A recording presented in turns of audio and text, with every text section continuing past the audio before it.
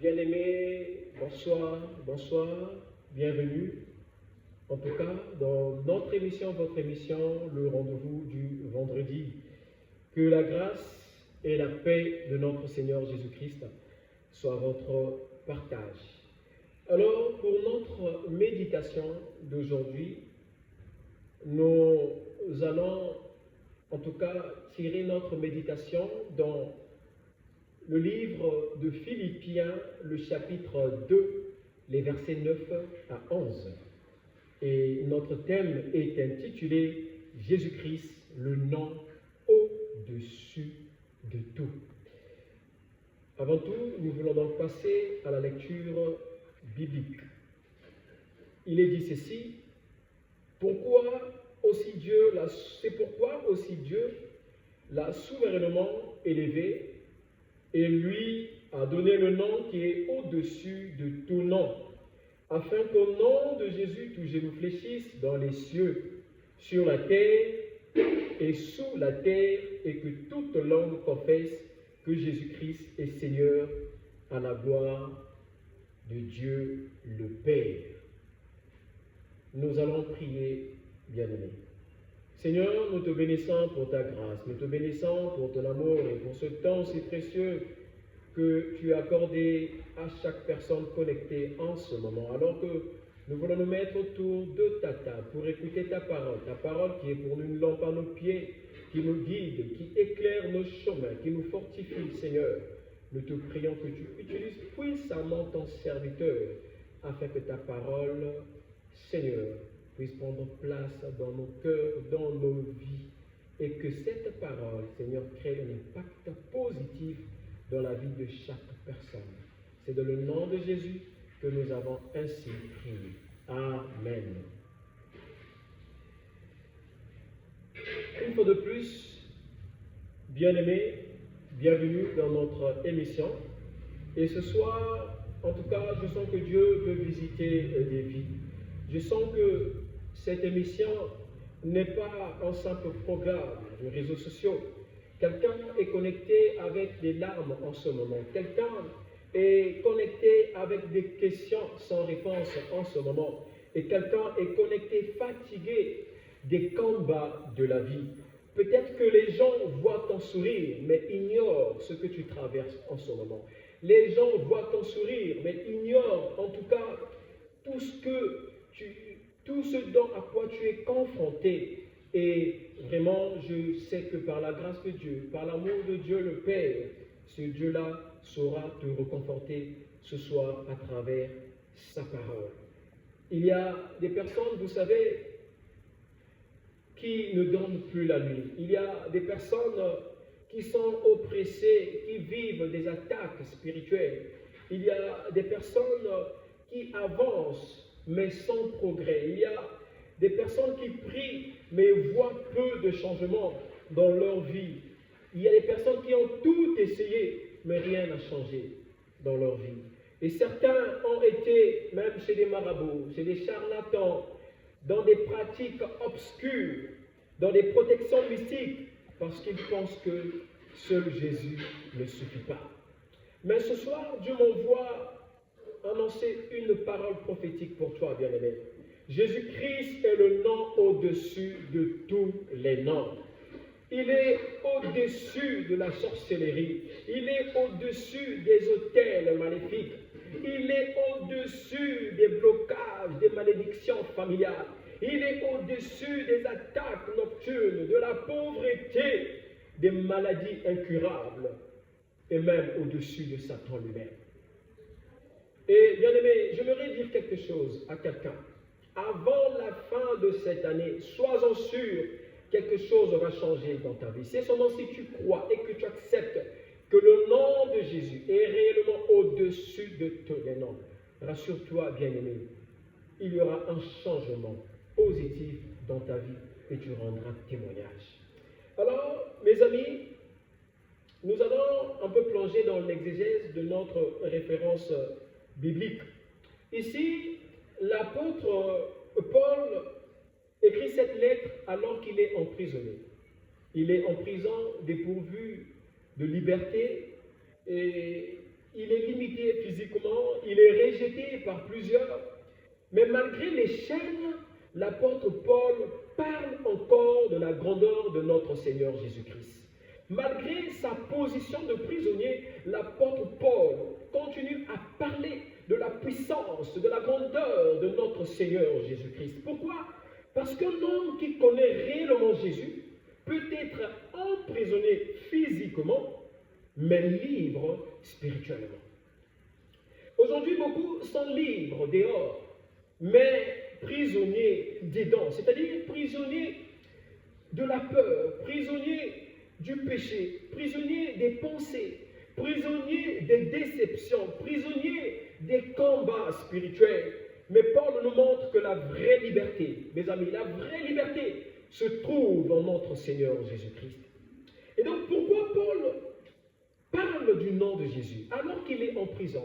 Pourquoi Paul continue à parler de la puissance de Jésus alors qu'il est enfermé en prison? Et donc à cette époque, l'Empire romain dominait le monde. Et donc l'empereur romain voulait être adoré comme un dieu. L'empereur romain voulait être considéré comme un dieu. Et donc on disait César est Seigneur. Mais l'apôtre Paul dit non, seul Jésus est Seigneur. L'apôtre Paul déclare seul Jésus est Seigneur. Et donc c'était une déclaration dangereuse de la part de l'apôtre Paul, parce que cela était considéré comme une forme d'opposition à l'encontre de l'empereur romain. Et donc, Paul savait qu'une chose, même si les hommes ont le pouvoir politique, Jésus-Christ possède le pouvoir éternel. Jésus-Christ possède le pouvoir éternel. Paul le savait. Voilà pourquoi il n'avait pas peur de continuer à parler du nom de Jésus-Christ. Voilà pourquoi il n'avait pas peur de proclamer le nom de Jésus, malgré les puissances romaines qui étaient en place à cette époque-là. Et donc, bien aimés, aujourd'hui encore, plusieurs puissances veulent dominer les hommes. Les puissances occultes, les systèmes corrompus, la peur, l'argent, les traditions mauvaises, les dépendances, les esprits de famille. Mais ce soir, bien-aimé, je veux te rappeler, Dieu veut rappeler à son peuple, il existe un nom plus puissant que tous les autres noms. Ce nom, c'est Jésus-Christ de Nazareth.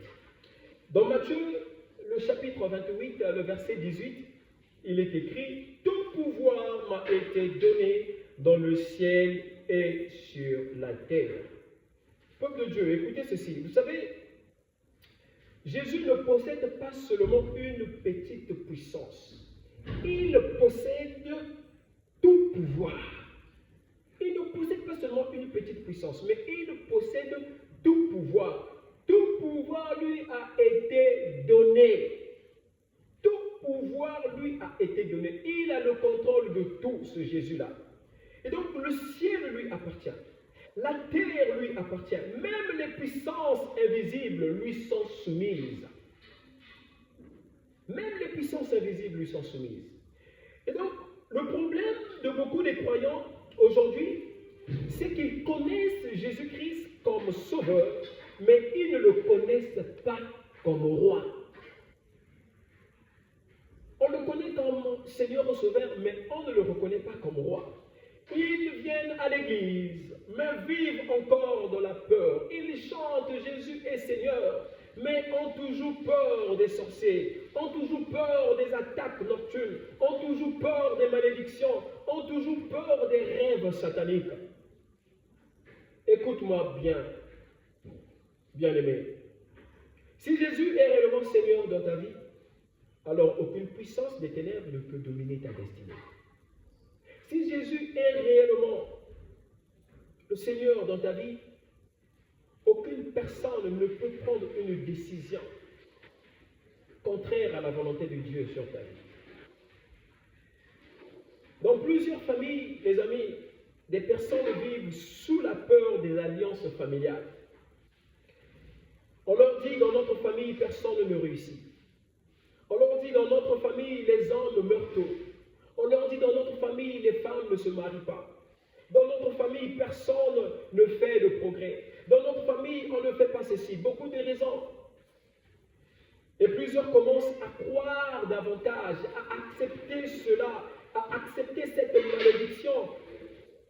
Plusieurs croient que cette malédiction est plus puissante que la puissance de Dieu. Non, c'est faux.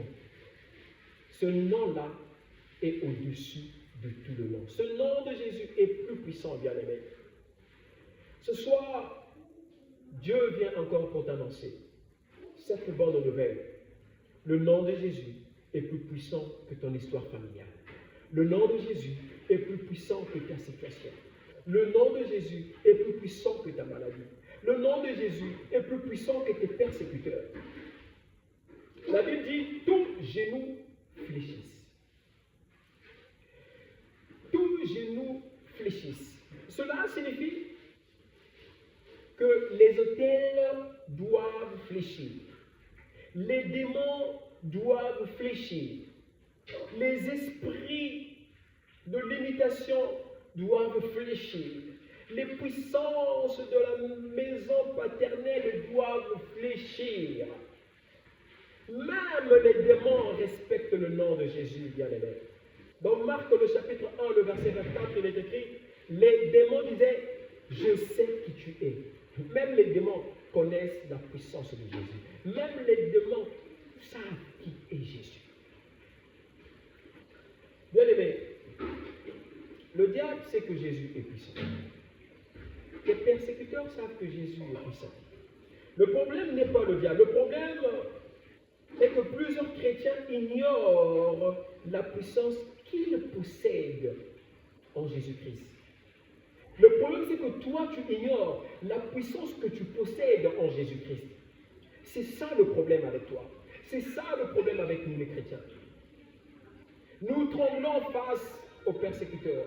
Nous tremblons face à des situations parce que nous ignorons cette puissance que nous avons, nous, en tant que chrétiens.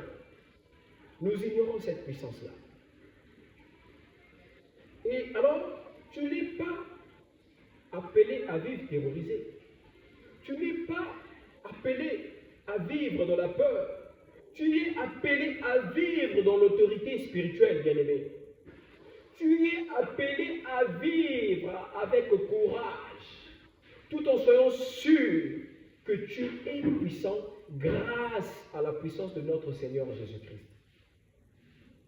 N'ignore pas cela. Le nom de Jésus, bien-aimé, brise même les chaînes de l'ennemi. Luc 28, les versets 26 à 36. Ici, la Bible parle d'un homme possédé par une légion de démons. Pas un démon, mais un groupe de démons. Une légion de démons. Et donc, cet homme vivait dans les tombeaux. Personne ne pouvait le maîtriser. Les chaînes humaines ne pouvaient rien faire. C'était un cas désespéré pour son entourage, pour ceux qui étaient autour de lui. Comme plusieurs vies aujourd'hui, nous vivons dans l'addiction.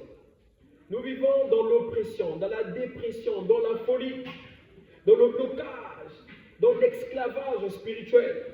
Mais quand Jésus arrive, tout change, bien-aimé. Lorsque Jésus arrive dans ta vie, tout change, bien-aimé. Lorsque Jésus arrive devant la porte de ta maison, tout change, bien-aimé. Ce que les hommes ne peuvent pas faire, Jésus le fait. Ce que toi, tu ne peux pas faire, Jésus le fait. Ce que tes parents ne peuvent pas faire, Jésus le fait, bien-aimé. Les hommes avaient essayé les chaînes, les méthodes humaines, les solutions naturelles, mais rien n'avait marché. Rien n'avait marché. Écoutez-moi bien. Il y a des problèmes que l'argent ne peut pas régler. Il y a des problèmes que les relations ne peuvent pas régler. Il y a des batailles que la médecine seule ne peut pas régler. Tu peux avoir de l'argent, tu ne peux pas tout régler. Tu peux avoir des relations, tu ne peux pas tout régler. Il te faut la puissance de notre Seigneur Jésus-Christ. Et quand Jésus arrive dans la région, les démons commencent à trembler. Le peuple a besoin de retourner à Jésus. Tu as besoin de retourner à Jésus, bien-aimé. Tu as besoin de faire confiance à Jésus. Tu as besoin de te confier à Jésus pour tes problèmes. Aujourd'hui, plusieurs cherchent la puissance. dans les gris-gris. Aujourd'hui, plusieurs cherchent la puissance dans les sacrifices, dans les pratiques occultes, dans les faux prophètes. Mais la vraie puissance est en notre Seigneur Jésus-Christ. Car Satan donne une puissance qui détruit la femme. Mais Jésus, lui, donne une puissance qui libère. Le nom de Jésus, bien-aimé, a aussi le pouvoir de transformer une destinée. Marc le chapitre 5, les versets 25 à 34. Ici, on nous parle de cette femme qui souffrait depuis 12 ans. 12 années de douleur, 12 années de souffrance, 12 années de honte, 12 années d'humiliation, 12 années de dépenses. Eh bien, imaginez, chaque matin, elle espérait guérir. Chaque soir, elle retournait découragée. Imaginez comme plusieurs aujourd'hui ont des longues maladies. Comme plusieurs aujourd'hui, tu es au chômage pendant plusieurs années. Le célibat prolongé, la pauvreté, le retard, l'humiliation. Mais un jour, elle entend parler de notre Seigneur Jésus-Christ. Une rencontre avec Jésus, bien-aimé, peut changer toute une vie. La femme dit, si seulement je peux toucher son vêtement. Quelle foi! Si seulement je peux toucher son vêtement. Elle ne demandait pas un rendez-vous. Elle ne demandait pas un protocole. Elle ne demandait pas une position. Elle voulait juste toucher Jésus. Et au moment où elle touche Jésus, la maladie s'arrête. La souffrance cesse. L'humiliation cesse. La honte s'arrête et disparaît. Écoute-moi bien, bien-aimé. Une minute avec Jésus peut changer ce que des années n'ont pas pu changer dans ta vie. Le nom de Jésus ressuscite même ce qui est mort. Nous avons l'exemple de Lazare dans Jean le chapitre 11, des versets 39 à 44. Quand Jésus arrive chez Lazare, tout le monde pleure. Marthe dit, Seigneur, ils sont déjà, autrement dit, c'est fini pour Lazare. Il y a des gens, bien-aimés, connectés ce soir, qui pensent aussi que sa vie est finie, qui pensent aussi que son mariage est fini, qui pensent aussi que son ministère est fini, qui pensent aussi que ses finances sont finies. Mais Jésus-Christ de Nazareth n'est jamais en retard. Jésus-Christ de Nazareth est là, n'est jamais en retard dans nos vies. Jésus arrive là où les hommes abandonnent. Jésus arrive là où les gens sont désespérés. Jésus arrive là où les gens n'arrivent plus. Les hommes avaient fermé le tombeau, mais Jésus a demandé ôtez la pierre. Écoutez, quand Jésus veut agir, aucune pierre ne peut l'empêcher d'agir. Quand Jésus veut agir dans ta vie, aucune pierre ne peut empêcher Jésus d'agir dans ta vie. Aucune tombe spirituelle ne peut retenir ce que Dieu veut ressusciter. Et Jésus cria, Lazare sort. Et un homme mort depuis 4 jours revient à la vie. Pourquoi? Pourquoi? Parce que la mort elle-même ne se soumet plutôt au nom de Jésus. 4 jours, Lazare est déjà mort. Mais lorsque Jésus crie, Lazare sort, le mort s'est mis debout. Lazare est sorti du tombeau parce que même la mort elle-même se soumet à la puissance de notre Seigneur Jésus-Christ. Bien-aimés, peuple de Dieu, retenez ceci. Le monde change, les systèmes changent, les hommes changent, les gouvernements changent, mais Jésus ne change pas. Il est écrit dans Hébreux, le chapitre 13, le verset 8. Jésus-Christ est le même hier, aujourd'hui et éternellement. Et donc, le même Jésus qui ouvrait les yeux des aveugles, qui guérissait les malades, qui ressuscitait les morts, qui délivrait les captifs, agit encore aujourd'hui et peut toujours agir dans ta vie. Et je déclare, bien-aimé, au nom puissant de Jésus, que toute chaîne tombe, que toute oppression soit brisée, que toute puissance satanique recule, que toute malédiction familiale soit détruite au nom puissant de Jésus. Que le nom de Jésus visite chaque maison maintenant au nom de Jésus. Que la présence de notre Seigneur Jésus-Christ soit en partage en ce moment. Je prie que ce nom de Jésus brise tout ce que le diable a eu à planifier dans ta vie. Un jour, on demanda à l'eau, c'est toi la plus forte? L'eau répondit non, ce n'est pas moi la plus forte. Le plus fort, c'est le soleil. Car quand le soleil apparaît, je m'évapore. On demanda donc au soleil, soleil, c'est donc toi le plus fort? Le soleil répondit non, ce n'est pas moi le plus fort. Le plus fort, ce sont les nuages. Car quand les nuages apparaissent, mon éclat disparaît.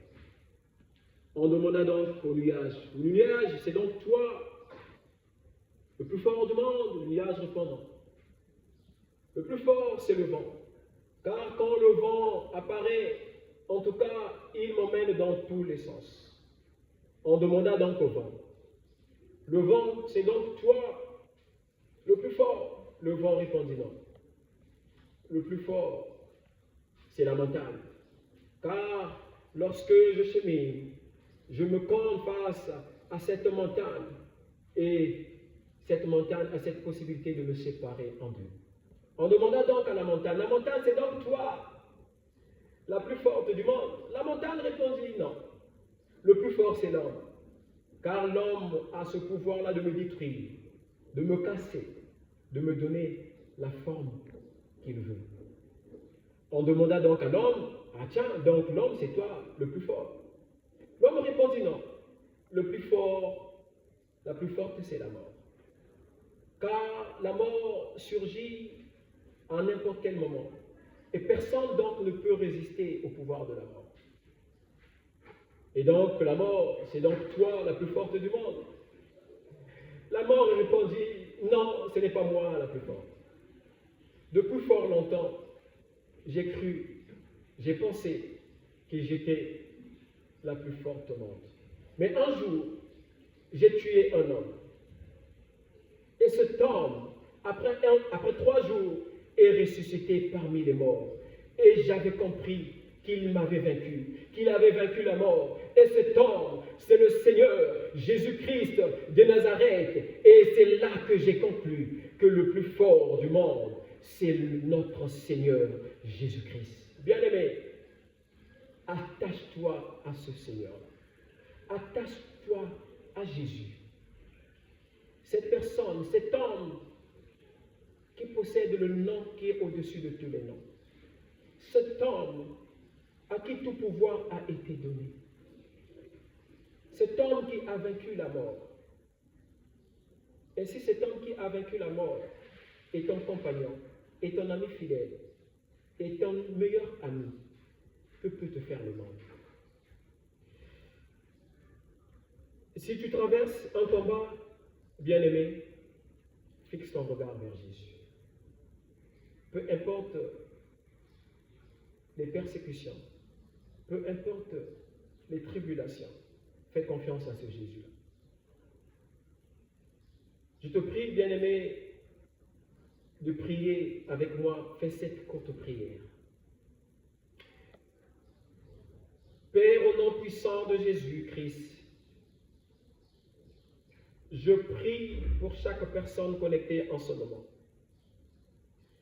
Que les malades soient guéris, que les captifs soient libérés, que les chaînes tombent, que les autels maléfiques soient renversés et que tout soit brisé, toute onde négative soit brisée dans la vie de chaque personne connectée en ce moment.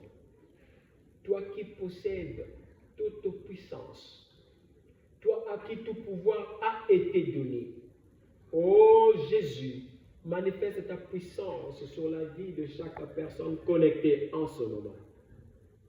Que témoignage te soit rendu. Que les gens témoignent ta puissance. Que les gens reconnaissent ta puissance. Que les gens reconnaissent ta grandeur. Et que les gens comprennent que tu es toujours fidèle à tes promesses. Que les gens comprennent que tu es toujours puissant. Tu n'as pas changé. Tu es le même hier, aujourd'hui et éternellement. Soyez bénis au nom de Jésus. Amen. Alors, bien-aimés, nous sommes arrivés à la fin de notre émission, le rendez-vous du vendredi. Merci d'avoir été là. Merci de continuer à suivre notre émission. Et le rendez-vous est donc pris pour le vendredi prochain à la même heure. Et n'oubliez pas de partager, car ton partage peut sauver, peut restaurer une vie quelque part. Merci à celle qui était derrière la caméra. Je cite donc Blessing Mavuna. Merci d'avoir été là derrière la caméra. Que Dieu te bénisse. Et donc les amis, on se dit à très bientôt. Que la grâce de notre Seigneur Jésus-Christ soit votre partage. Amen.